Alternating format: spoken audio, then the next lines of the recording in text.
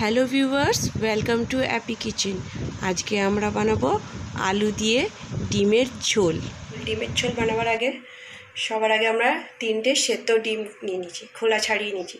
তারপর আলু নিয়েছি, একটা আলুকে 4 পিস করেছি, পেঁয়াজ কুচি নিয়েছি, আদা রসুনের পেস্ট নিয়েছি, টমেটো নিয়েছি কুচিয়ে, আর কাঁচা লঙ্কা নিয়েছি।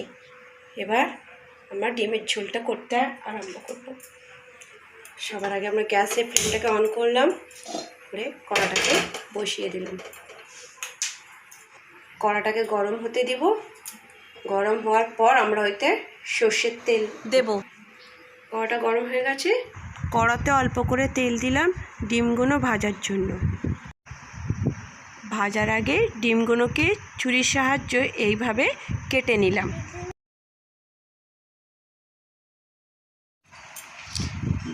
ডিমগুলো এবার তেলেতে দিয়ে অল্প করে ফ্রাই করে নেব। এবার ডিমগুলো অল্প ফ্রাই হয়ে গেছে, এবার আমরা ডিমগুলো এক এক করে তুলে নেব।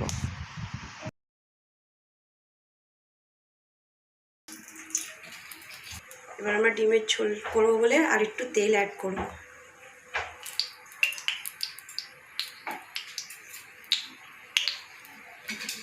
তারপর এক এক করে তেজপাতা, শুকনো লঙ্কা আর গোটা গরম মশলা, যার মধ্যে আছে একটু দালচিনি, 4টে লবঙ্গ, একটু গোলমরিচ আর এলাচ, আর একটু ঝোলের কালার করার জন্যে সামান্য চিনি, 2-4টে, আর একটু জিরে অল্প করে।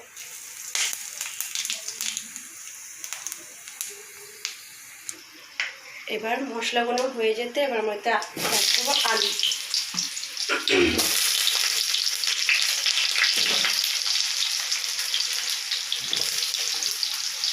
আলুগুলোকে এবার ফ্রাই করবো ভালো করে। এগুলো ভালো করে নেড়ে নেড়ে লাল লাল হয়ে গেছে। এরপর আমরা এর মধ্যে অ্যাড করে নেবো পেঁয়াজ।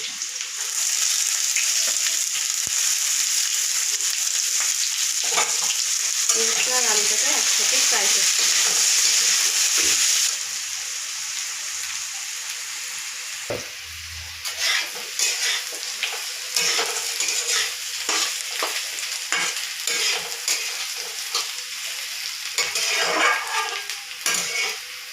পেঁয়াজগুলো ভাজা হয়ে গেছে, পেঁয়াজ ভাজা হয়ে যেতে এবার আমরা আদা রসুনের পেস্ট অ্যাড করছি। পেঁয়াজ আদা রসুনের পেস্টের সঙ্গে একটু নাড়িয়ে নেব।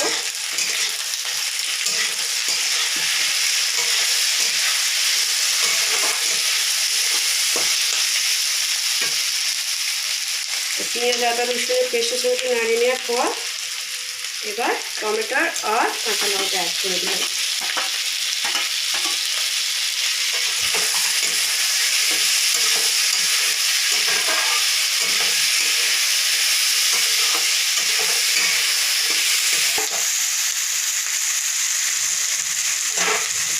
আমরা এক এক করে এবার এক এক করে আমরা মশলা অ্যাড করব। সবার প্রথমে দিয়ে দিলাম হলুদ গুঁড়ো,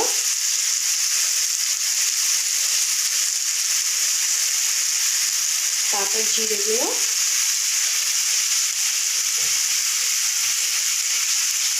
আর ধনে গুঁড়ো, ব্যাস। আর আমরা আর কিছু মশলা অ্যাড করবো না। আর স্বাদ অনুযায়ী নুন।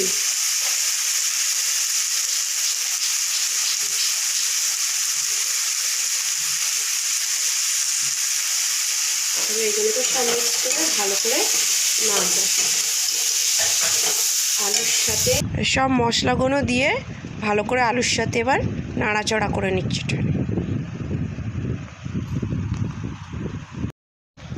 এই মশলাগুলোর সাথে আলুগুলো ভালোভাবে কষে নেবো।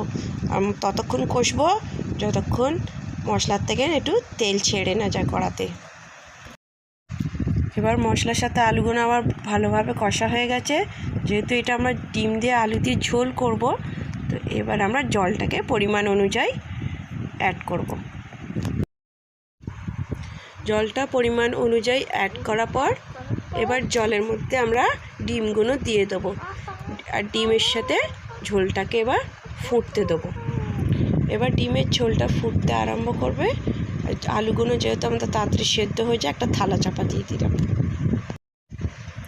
এবার থালাটাকে সরিয়ে দেখলাম আলুগুলো এবার মোটামুটি সেদ্ধ হয়ে গেছে।